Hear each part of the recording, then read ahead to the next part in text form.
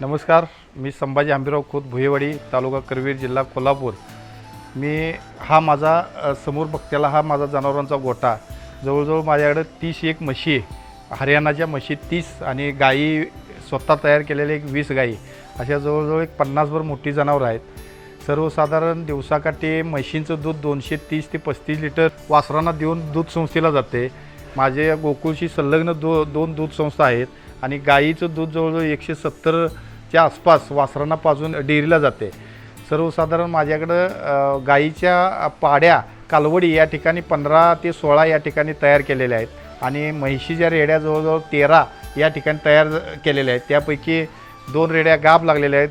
जवळजवळ 4 कालवडी या ठिकाणी गाभण लागलेल्या आहेत। बाकीचे आता टप्प्याटप्प्याने या ठिकाणी माझावर यायला लागलेले आहेत। त्यामुळे त्याही गाभण जाण्याचं भविष्यातलं माझं या ठिकाणी वासरू संगोपन केल्यामुळे हे भविष्य माझं या ठिकाणी टार्गेट असणार आहे की स्वतः जनावर तयार करणं आणि स्वतःच्या जनावराचं दूध आपण जास्तीत जास्त कसं काढता येईल यासाठी जास्तीत जास्त माझा या ठिकाणी भर राहिलेला आहे। या जनावरांना पशुखाद्य म्हणून आपल्या गोकुळ दूध संघाची गोल्ड गोळी, डायमंड गोळी आणि फर्टिमन प्लस या व्यतिरिक्त मी कुठल्याही प्रकारचं जनावरांना खाद्य घालत नाही।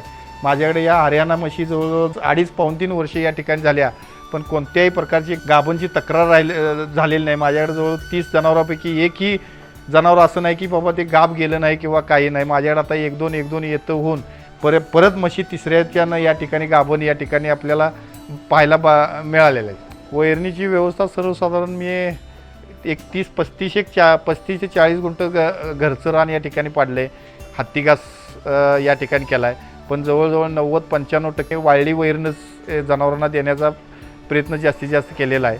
जनावर पाणी पितं, माझा येण्याची कोणत्याही तक्रार नाही किंवा बाकीची रोगराई या ठिकाणी वाळल्या वैरणीमुळं मला तरी जाणवलेली नाही। वाळल्या वैरणीवर जास्त भर दिलेला आहे। गव्हाचं भुसकाट, तुरीचं भुसकाट आणि हरभऱ्याचं भुसकाट ह्याच्या व्यतिरिक्त वाळली वैरण काय नाही आहे आपल्याकडे। या 3 प्रकारची वैरण या ठिकाणी आहे। जवळजवळ वर्षाचा स्टॉक करून ठेवला जातो आहे। वर्षाला पुरला असं जवळजवळ 10 ते 12 लाख रुपयाची वैरण विकत घेतली जाते। सर्वसाधारण वर्षाकाठी 60 ते 65 लाखाचं दूध वर्षाकाठी माझं होते। सर्वसाधारण 5-5.25 लाख रुपयाचं दूध महिन्याला होते।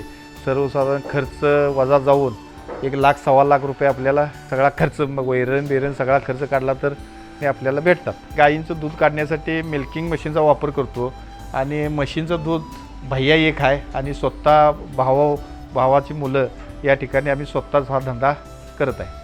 कोणताही धंदा करायचं म्हटलं तर त्याच्या पाठीमागं कष्ट आहे, जिद्द आहे, चिकाटी आहे आणि ती जर घरच्या कुटुंबानं जर आपल्याला सगळ्यांनी एकत्र करायचं ठरवलं तर निश्चित रूपानं इतर धंद्यापेक्षा जनावरांचा धंदा हा शेतकऱ्याच्या दृष्टीनं सोयीचा आहे आणि हा मनापासून केला, जिद्दीने केला, चिकाटीने केला तर निश्चित रूपानं फायदा हा 100% त्यात आहे।